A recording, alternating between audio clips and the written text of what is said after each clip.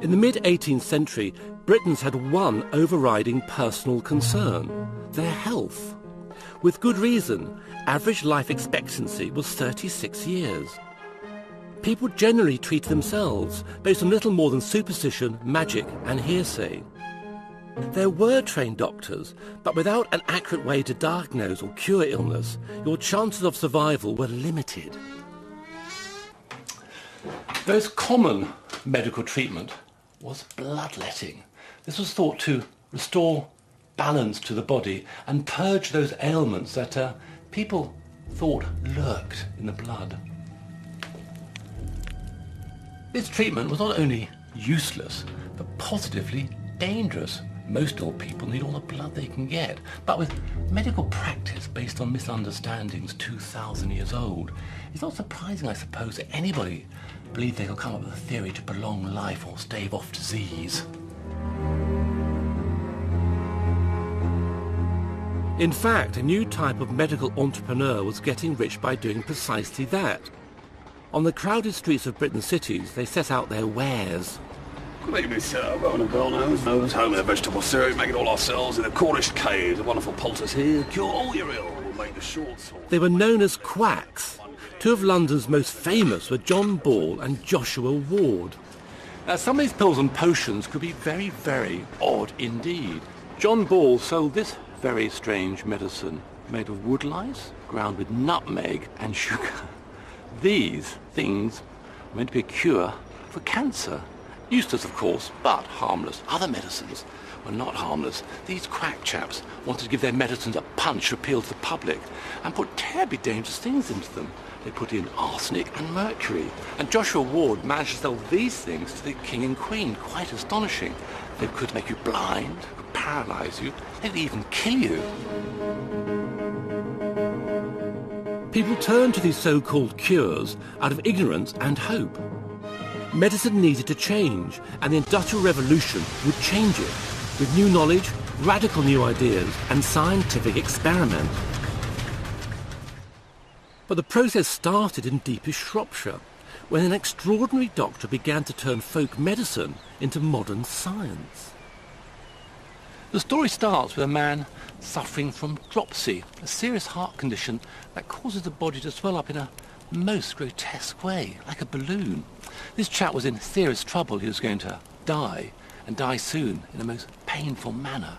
And then a gypsy came along and mixed up a herbal tea, an infusion, and this strange folk medicine actually started to work. This gypsy, it seemed, had succeeded where doctors had failed. William Withering, a doctor with a very rational turn of mind, heard about this, was intrigued, and wanted to find out more. Withering scoured the countryside and finally managed to obtain a list of the ingredients for the mysterious potion. The list is lost to history, but to Withering, of the 20 items on the page, only one stood out. Foxglove, a deadly poisonous plant that Withering knew only as something that induced vomiting and hallucinations. Thanks for coming here. Now, tell me, what was at stake here? What did Withering hope to achieve by his observations of the foxglove? Well, this was such an important observation. This is really the beginnings of modern scientific medicine. Foxglove had been used for centuries, but not in this respect. Well, the gypsy's cure seemingly works, so what was wrong with that method? Well, it was totally uncontrolled, and just one casual observation of it being used in a mix of other herbs in this old family recipe really wasn't good enough for Withering the scientist. He really had to know just how this substance, whatever it was, could be used to its optimum effect. Withering went to work. He discovered that the ground-up leaves were the most effective part, as they contained the strongest concentration of the active ingredient. But foxglove, also known as digitalis, is poisonous, potentially deadly, so dosage was critical. Withering left nothing to chance. His study took him 10 years to perfect. He was a meticulous scientist. He observed, he experimented, he recorded, and eventually came to his conclusions. And these conclusions hold good today. Withering had scored an early triumph. He had proved that by exploring the disease and precisely measuring the dosage of the drugs used to control it, it could potentially be cured. But the causes of disease were still mostly mysterious. Why, for example, was it that the more people were herded together, the sicker they seemed to get? This is Newgate Jail in London. Being confined here was bad news indeed. The place was filthy and cramped. Disease was absolutely everywhere. In fact, prisoners often died of some ghastly ailment before their hangman could get his hands on them. In October 1750, there was an outbreak of typhus, known at the time as jailhouse fever. It was so bad, not only were prisoners dying, but also members of staff. Something quite simply had to be done. The prison governors looked to Stephen Hales, a country vicar famed for being the first person to measure blood pressure. Hales, like many at the time, believed that disease was caused by bad air. If he could invent a way to get fresh air into Newgate, then jail fever might become a thing of the past. As it turned out, his device worked, but not for the reasons he thought. This is it, Hales' ventilator, an ingenious set of lungs designed to breathe for the prison. Now the process starts up here on the prison roof. Energy generated by these turning sails of the windmill is transferred to this piston, the shaft of which travels right down here to the interior of the building. So just by turning around, these sails pump air, rich in oxygen, into the interior of Newgate.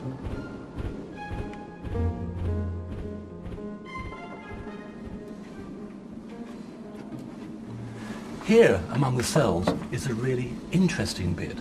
These bellows are the lungs of the prison, operated by the windmill on the roof. Now, these push fresh air into the cells, but also suck dirty air out.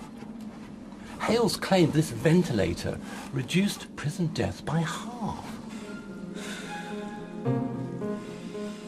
In Samuel Johnson's Dictionary of the English Language of 1755, the definition of ventilator is an instrument contrived by Dr. Hales to supply close places with fresh air.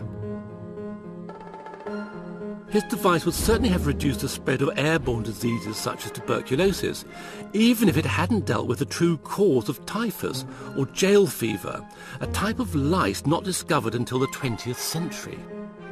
He could be called the father of air conditioning, and suddenly all the world was interested in his pioneering technology. Medicine needed more than just breakthroughs, it needed patrons. The success of the Industrial Revolution was founded on thinking differently. And in Birmingham, there was one group of outstanding thinkers, including doctors, who would become the intellectual powerhouse of the Industrial Revolution. They were called the Lunar Society. This is Soho House, the home of local manufacturer Matthew Bolton. He'd invited his friends here for convivial evenings, but these evenings were not only evenings of pleasure, but also very serious intent. When food was over, the chums would sit around the table discussing ways in which to change the world, and the topics embraced were many indeed. They would talk about manufacturing, commerce, radical politics, the arts, and of course, science. Around the table were men like Josiah Wedgwood, who'd revolutionised modern manufacturing, James Watt, steam engine visionary, and Erasmus Darwin, a physician who had the beginnings of evolutionary theory in his grasp years before his grandson, a certain Charles. But it was Joseph Priestley who was poised to take the next big medical leap. Joseph Priestley sat here. Now he was a fascinating fellow. He had an inquiring and radical mind and was intrigued by the emerging ideas of modern medicine. Priestley concentrated his search for health on the stuff of life, air. Priestley had been given this. It's a huge lens that when you shine the sun through it, it heats things up to an incredible temperature. It had apparently belonged to the Grand Duke Cosimo of Tuscany, who'd used it to torture his subjects for fun. But Priestley could think of a much better use for it. So Mike, Priestley used his massive lens to heat this substance in here. But what was his big idea? What was going on, in fact? Well, that is what Priestley would call the cult of mercury. This here. And he found that when he heated it up with his large lens, it actually split up into a strange gas. A gas coming up here. Yes, indeed. And through all these wonderful tubes, and they were going through there and coming out the end. Once he got it in a system where he could collect the gas, he could then play. And play he did, observing quickly that this gas, unlike all others, had life-giving property. It seemed to feed a flame, making it spark and burn with great intensity. Look at that, isn't that wonderful? Gosh, it's like a blowtorch. Priestley wanted to know the effect of his new gas on the body, but what or who to experiment on? His friend and fellow chemist Humphrey Davy had nearly killed himself by inhaling a large dose of highly toxic carbon monoxide. So Priestley used mice. Now, in an earlier experiment with another gas, the mouse had expired within 3 seconds, but this time the mice not only survived, but they thrived. He had, of course, to use this gas on himself. Priestley breathed in the new gas and found it, well, very pleasurable. He wrote, "I have discovered an air 5 or 6 times as good as common air. In time, this pure air may become a fashionable article in luxury." Priestley called this good air dephlogisticated air, but it was not a fashionable luxury. For the first time in history, he'd isolated the very stuff of life. Later on in the 18th century, this air was given its modern name, oxygen. In the 1790s, one enlightened country doctor, Edward Jenner, started to piece together the evidence in the fight against smallpox. His first clue, based on extensive personal observation, was that it wasn't just an old wives' tale. Milkmaids really were exceptionally pretty, mainly because they never caught disfiguring smallpox. They just seemed to be immune. Now, Jenner was baffled. Why should smallpox, the seemingly indiscriminate killer of old and young, rich and poor, spare milkmaids? Jenner's second clue came from Turkey, where the wife of the British ambassador, Lady Mary Wortley Montagu, reported local women holding smallpox parties. Their children would be given a tiny dose of the dreaded disease. They had discovered that this would protect them from catching it fully. Turkish children were immune, just like the English milkmaids, except milkmaids hadn't been to smallpox parties. Armed with these 2 clues, Jenner went to the dairy. And what he discovered was that some of the milkmaids had been given a dose of disease, albeit one harmless to humans. Cows suffered from their own disease that caused rather alarming-looking pustules. It's called cowpox. He observed that the pustules from the cow were being transferred onto the hands of the milkmaids. They were catching cowpox. Now Jenner made a brilliant lateral leap. Could this be why the milkmaids were immune from smallpox? He decided to experiment.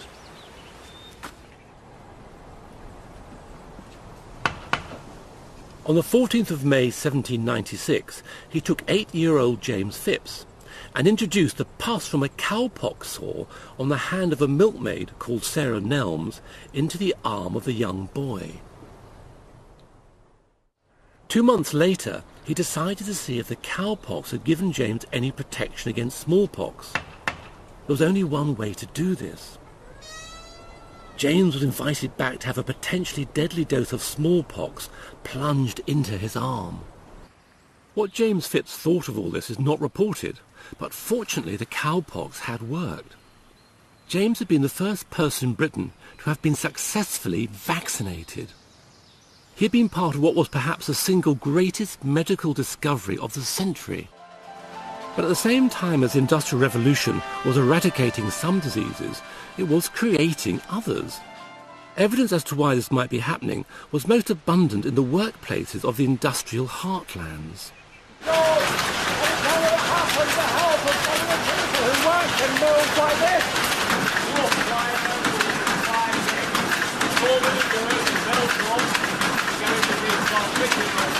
What are the hearing? We're really near the door. We have one for quite a few years. because we all go dead. Gas machines are dangerous. What about the oil on the truckles? So you used to get, of course, oil on your lips. In the olden days, some people used to get cancer of the lips. The carriage got full of oil, and they used to get cancer of the groin because they were leaning over the carriage all the time. It's quite a dangerous profession, this dangerous trade. Yeah, especially in the olden days, we got people like looking so every day, and they were tired at the end of the day, then it was that when they would have accidents with the belt. The evidence was mounting that people's health was being ruined by their working conditions. But proof would be needed to force the government to act. Charles Thackeray, a doctor in Leeds, would provide it. Thackeray conclusively proved that there was a link between disease and the conditions people worked in, and he did so with the help of some new technology from France. Armed with this simple device, Thackeray was able to see inside the bodies of his patients with his ears. He was benefiting from the work done by a shy French doctor. René Laennec wanted to listen to the chest of a young female patient, but he was too bashful to place his head on her bosom. Laennec went for a walk to try and devise a solution to his problem. While walking, he saw two children playing around a log. Now, one child was at one end of the log, knocking, while the other child was at the other end of the log, listening.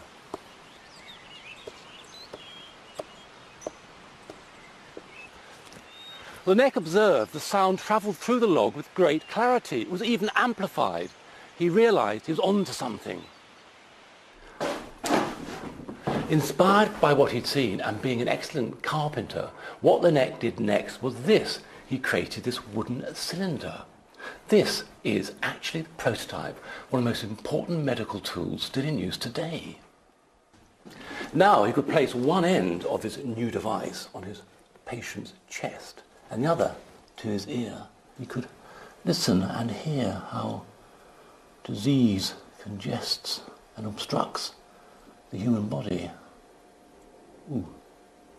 He had in fact created the stethoscope.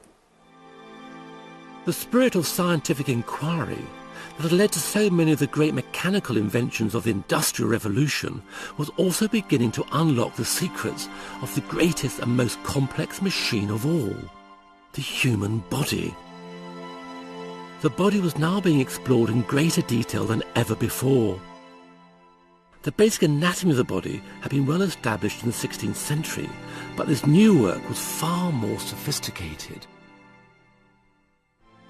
This is William Hunter's Anatomy of the Human Gravid Uterus. It's the first modern view of the human body, and the plates show the body inside and out in incredible clinical, unemotional, scientific detail. System by system, doctors were overturning 2,000 years of hearsay, speculation and hope, and replacing them with fact, reason and close observation. Real human bodies were hard to get hold of, so surgeons and students worked with wax models like these, beautifully made and grimly authentic in their detail.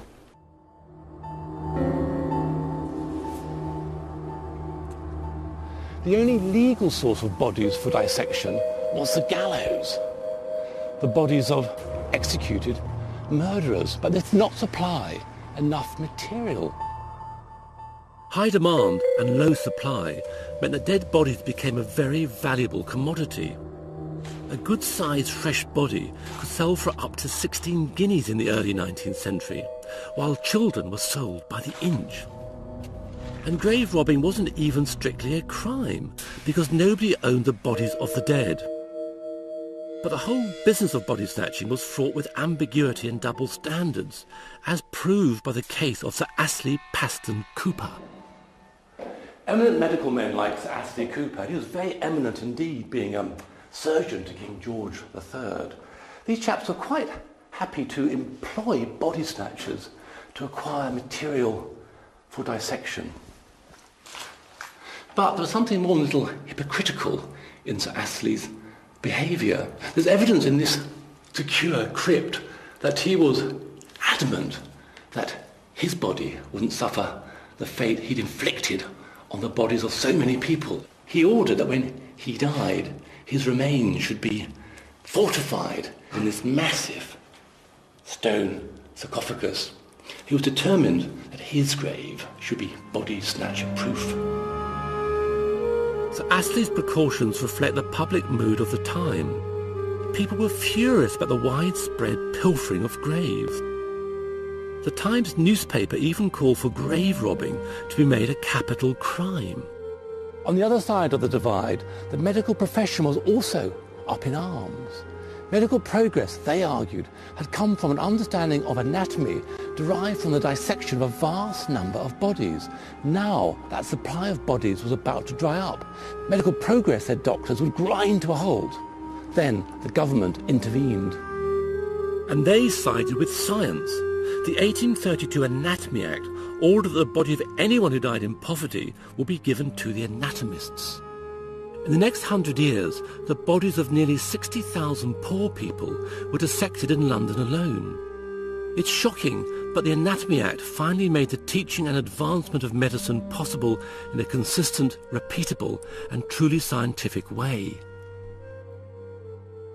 For 2,000 years, our understanding of the human body had virtually stood still. But finally, haphazard inquiry gave way to scientific method, and by the early 19th century, doctors were able to diagnose, prevent, and cure illnesses in ways that would have been impossible to imagine only 100 years before. There was still an enormous amount to learn, but it was during the Industrial Revolution that the foundations of modern medicine were laid.